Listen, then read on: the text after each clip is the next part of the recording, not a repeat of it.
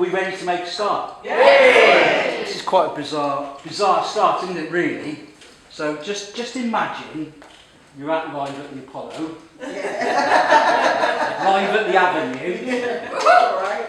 Shall I go behind the curtain and just announce myself? Yeah. Just to make a bit more. Right, we've just hang fire.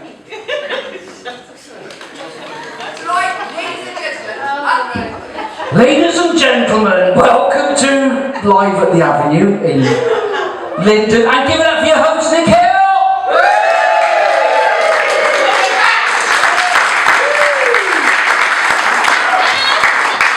So I think the first thing we need to do is, can you move forward and we'll just fill up these seats at the front, because this is going to be really awkward if you don't, so just come on, just move forward, come on, that's it, come forward, you're not going to get picked on, it's not that sort of gig, you're fine, oh look at that, second row,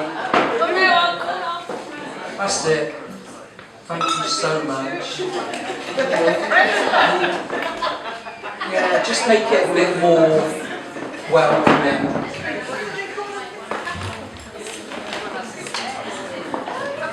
Is that it? Is that the best we're going to do? Clearly it is, isn't it?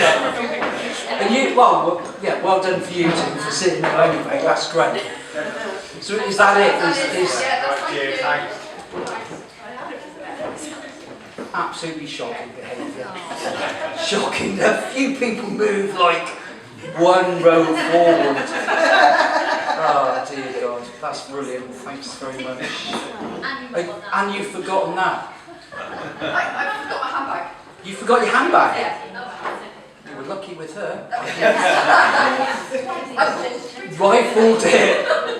So listen, welcome to, this is the first gig we've done at the Avenue, and thanks for coming out on a Tuesday night to support this. This is great.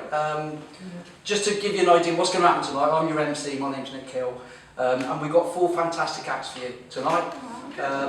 I don't know what, did you pay about a tenner? So that's, what, $2.50 an act for pro acts, you know, $2.50 for pros, I mean, where are you going to pay $2.50 for a pro in Gloucester? I'm sure. The Avenue. The Avenue, Lee, is that right? And change. Oh God, it's going downhill rapidly, and it's not even 2 minutes in. So if you've not, has everybody been to a comedy night before? Yes. Yeah, and I know some of you have, and it's great to see you again. You used to come to my Gloucester rugby gig, which is fantastic. So we'll have your first act on, and then we'll have a break, and then we've got 2 acts in the middle, and then a break, and then we'll have your headliner on, and then that's it. You can all go home and go dogging at Birdlip or... Avenue. Is that just what you're going to shout out all night? Just to everything? Avenue. That's great. Yeah, I think that's it. If anybody's got any questions as we go along, just raise your hand and I'll do my best to ignore them. So did you all have a good Christmas? I know like we're into February, but I don't know where January went to. Good Christmas for everybody? Yes, thank you. Mine was alright. It didn't get off to a good start because I don't know what day it was, maybe the 19th or 20th, Sunday the 20th, we had friends round. And one of them just said, "So you ready for Christmas, Nick?" I was, yeah, pretty much, yeah. And like my wife's there, and she's like, "Oh, you ready for Christmas, are you?" So you would have worked out from her accent. Well. She is from Mumbai. I said, "Yeah, I'm pretty much ready for Christmas." "All right. So you got the Christmas tree down, did you?" "No." "Got the decorations down?" "No." "Decorated the lounge, have you?" "No." "Got the Christmas cards, written all the Christmas cards, bought the presents for everybody, bought all the shopping for Christmas Day, Boxing Day, and that horrible 7-day period in between?" "No, you've done none of that. So when you say you're ready for Christmas, what exactly do you mean?" All I said was, "I got you that book you wanted." I've got to be honest, I've done that joke several times, and it normally gets a much better response. But I don't know, I'm starting to wonder about it now, I'll just drop it. And has anybody made any New Year's resolutions that they've... No. Nothing? No. Because I was listening to something on Radio 4 last week, and there was a suggestion that instead of making New Year's resolutions for ourselves, we should make New Year's resolutions for our partners. So, if you had to make a New Year's resolution for this young lady, what would it be? You're in the front row. You are in the front row. Yeah. What do you think? Quick driving. Quit driving.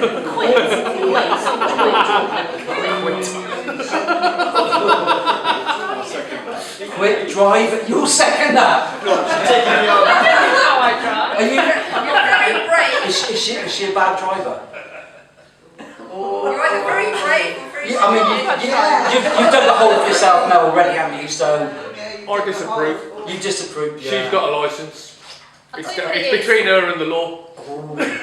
What is it? What is it about your driving he doesn't like? It's when I drive his car, which is twice the size of mine, I don't change gear fast enough. Oh, I thought you said you don't change gear full stop. You don't change gear fast So enough. I could be doing 40 and third and then go, oh, I need to change gear. And he's like that, change gear. Yeah, that is annoying. I've got to be honest. Not for me. Yeah, no, not for you. But then you're not the passenger, are you? You haven't got the car. Oh, I'm a good driver. Change. What about you? What would you change for your? My husband. Not change it.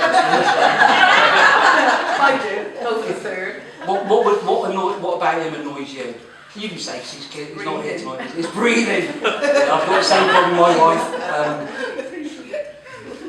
Anything that really aggravates you about him? He's very messy in the kitchen, you know, when he does a cook, when he cooks for me, you know, might as well, you know, you've got half the kitchen utensils. At least he to cooks use, for you, all though. the I bowls. was going to say, this Yeah, that's not too bad.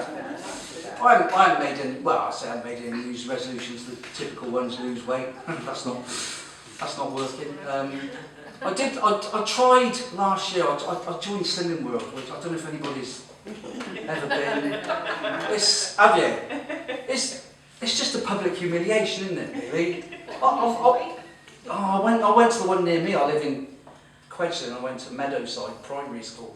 Like it's literally 2 minutes walk. And I just walked in like, and there's rows of women queued up. And I'd only been in there a few minutes, and I heard somebody say, "Oh, I can see why he's here," which I thought, yeah, that was a bit harsh, wasn't it? And as I got in there, I wasn't the only new person. There was a couple of ladies there, and this one lady said those words that no bloke wants to hear. You don't remember me, do you?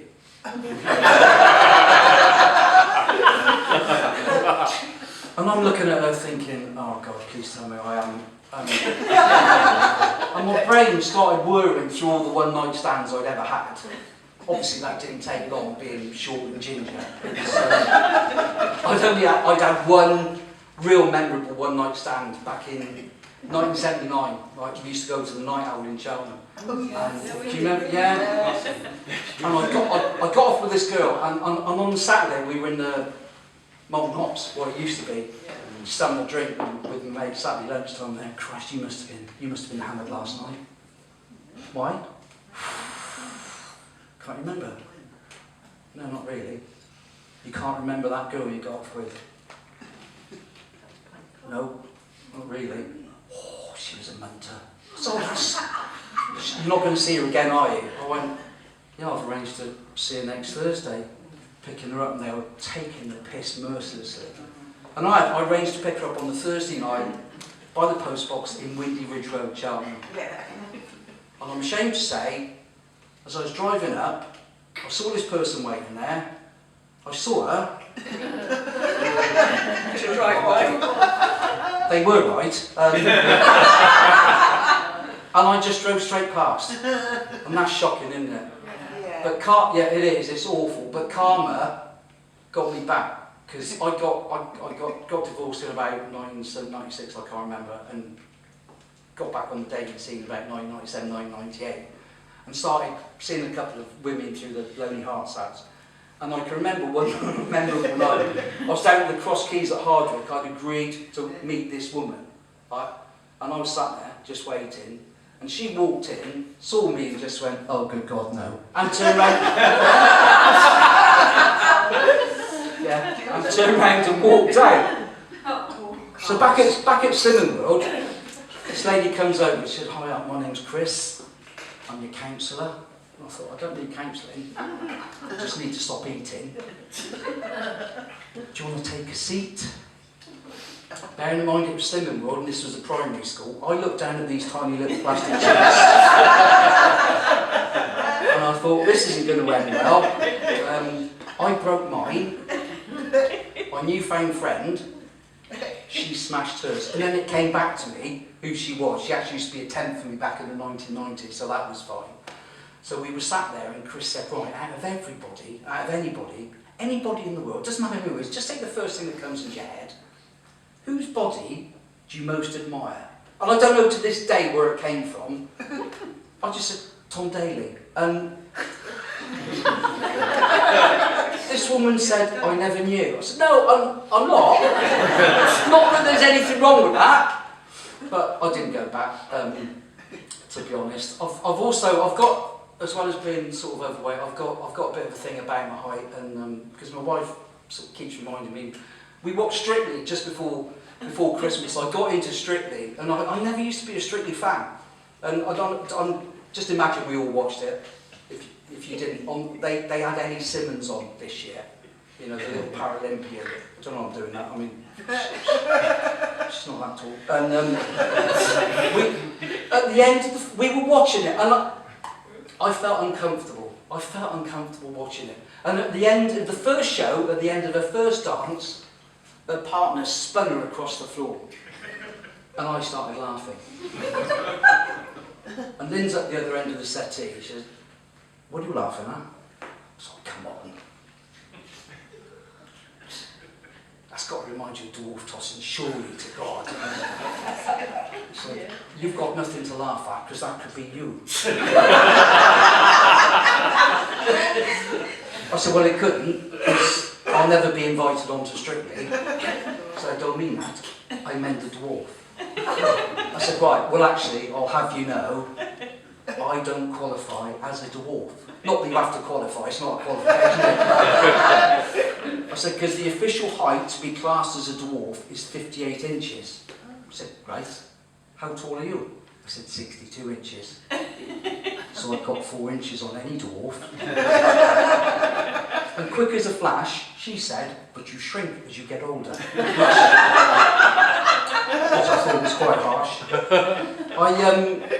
I'll just tell you this one quick story. Well, it's not a quick story, I'll just tell you this one story. I did a gig in Lydney just before Christmas, and driving back, I got stopped by the police, which was a bit of a pain. Got pulled over.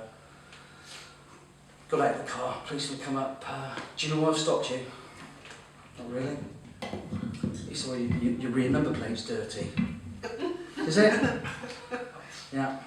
So I went back, round the back of the car, and it was dirty, so I just got a cloth out of the boot, cleaned it, and went, "There you go, mate. You should make sure your car's roadworthy all the time." I went, "Yeah, I know, I get that, I understand that. It's 12:10. Shouldn't you be out catching proper criminals?" Wrong thing to say. Okay. "Can I smell weed?" No, I said, don't you pull that one. No, you can't smell weed.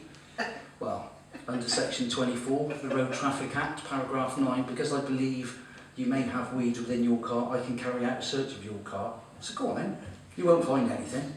So we carried out a search, and he found this, which I'd forgotten I had, which I keep in the car, because this is Gloucester. And he said, "What's this?" "It's a stick." "I can see it's a stick. What's it for?" I said, "It's for my dog." He said, "Your dog?" I said, "Yeah, I throw it, he catches it, he brings it back. Are you familiar with that concept?" He said, "I'm very familiar with that concept." He says, "For your dog, is it?" I went, "Yeah." He said, "That's interesting." I said, "Not really, he's just a boring dog." He went, "No." He said, "That's interesting, because there's no teeth marks on this stick." And I'm thinking, "Oh shit. That's because he's a toothless dog." He went, "What?" He's a toothless dog. He said, "You've got a toothless dog, have you?" I went, "Yeah." Got a picture of him. And I was thinking, oh, fucking hell. I said, yo, on my phone, can I get the phone out of the car? He went, yeah, get your phone. So I've got the phone and I'm quickly Googling toothless dogs. There you go, mate. He said, very interesting. He'd done exactly the same. He went, it's the same dog, isn't it? I went, yeah. Only this dog's in Portugal. He's a rescue. Yeah, I know.